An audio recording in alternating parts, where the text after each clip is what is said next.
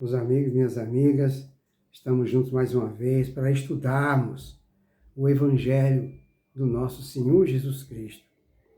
Hoje nós vamos falar diretamente do Evangelho, segundo o Espiritismo, né? Então, quem tiver o Evangelho, por favor, pegue ele e abra lá no capítulo 11. Capítulo 11. Lá no capítulo 11 está escrito assim: cuidar do corpo e cuidar do espírito também. Então, nós temos que cuidar do corpo, mas temos que cuidar do espírito.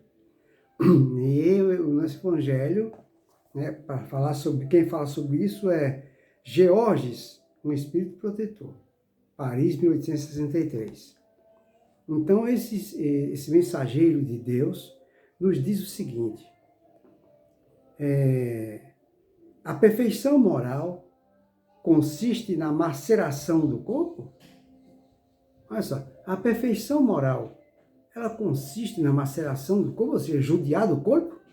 Tem pessoas que, em determinada fase do ano, começam a jogar um chicotinho aqui nas costas, fica pingando de sangue para se redimir dos pecados. Por isso que ele faz a pergunta: a perfeição moral consiste na maceração do corpo?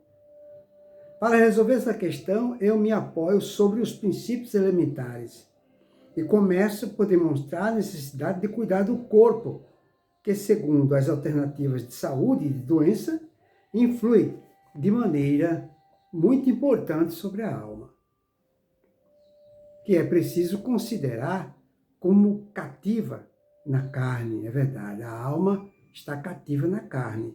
Ora, se a alma está presa na carne, engaiolada na carne, então é importante conservar o corpo para que a alma possa ter liberdade de ação. Aí ele continua: para que essa prisioneira viva se divirta e conceba mesmo as ilusões da liberdade, o corpo deve estar sadio, o corpo tem que estar disposto, o corpo tem que estar enérgico. Tá vendo? Então, para que a nossa alma, não é, o eu espírito, tenha liberdade de ação, haja de forma dinâmica, ele precisa de um corpo são. Muito bem. Aí ele continua: examinemos a comparação. Ele vai fazer uma comparação. 2 pontos. Ei-los, pois, ambos em perfeito estado, o que devem fazer para manter o equilíbrio entre as suas aptidões e as suas necessidades tão diferentes? É uma pergunta. Aí ele responde: aqui 2 sistemas estão presentes. O dos ascéticos, que querem abater o corpo, e o dos materialistas, que querem abater a alma. 2 violências que são quase tão insensatas uma quanto a outra. Ao lado desses grandes partidos formigam numerosas tribos de indiferentes, que sem convicção e sem paixão, gostam com frouxidão e gozam com economia. Onde, pois, está a sabedoria? Onde, pois, está a ciência de viver? Em nenhuma parte, e esse grande problema teria ficado inteiramente por resolver se o Espiritismo não viesse em ajuda dos pesquisadores e lhes demonstrando as relações que existem entre o corpo e a alma, e em dizendo que, uma vez que são necessários um do outro, é preciso cuidar de ambos. Amai, pois, vossa alma, mas cuidai também do teu corpo, instrumento da alma. Desconhecer as necessidades que são indicadas pela própria natureza é desconhecer a lei de Deus. Não o castigueis pelas faltas que o vosso livre-arbítrio faz cometer. Então, nós não devemos castigar o nosso corpo, e muito menos a alma, por causa do nosso livre-arbítrio, né? Mal dirigido.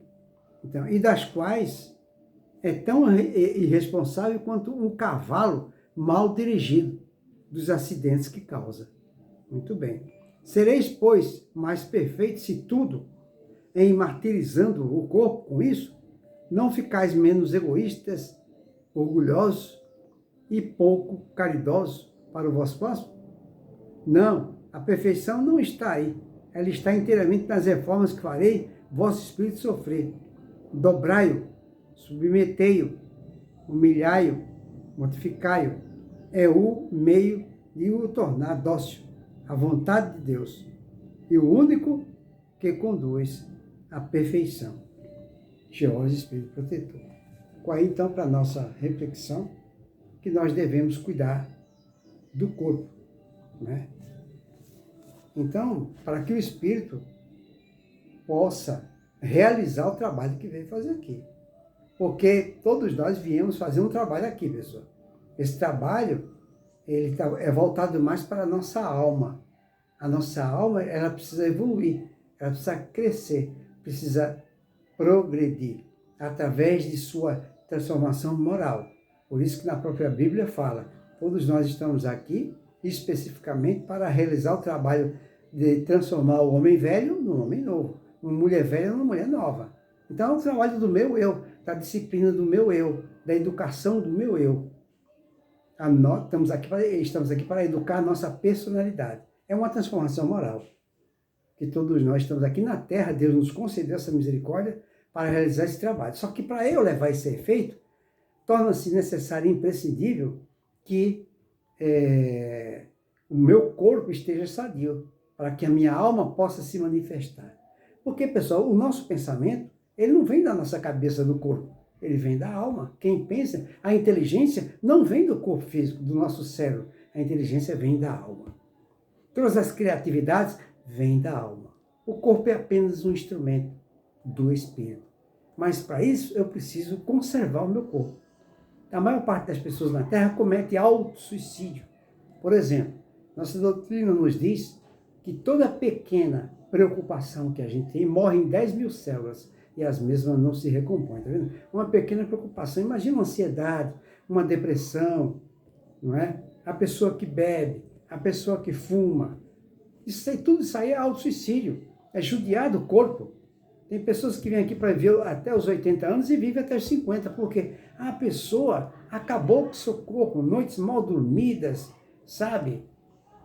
Outros, através de esportes radicais, ou enfim, é necessário conservar os dois, para que assim nós possamos fazer jus a todos aqueles que endossaram a nossa reencarnação. Então, uma boa noite para todos, que Jesus nos abençoe.